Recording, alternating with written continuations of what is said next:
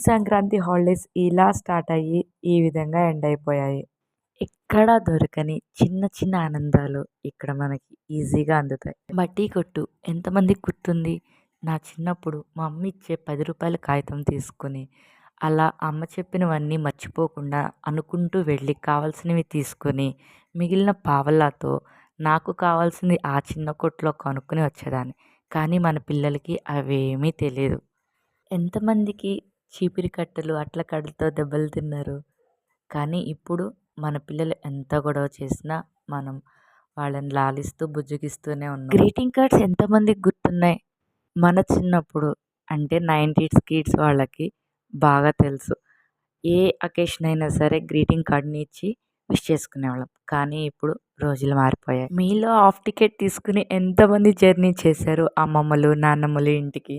Doordarshan, Saptagiri, radio ఇవేమీ కనిపించడం లేదు. అన్నీ కనుమరుగైపోయాయి. ఈ సంక్రాంతి హాలిడేస్ మెమరీస్ అన్నిటినీ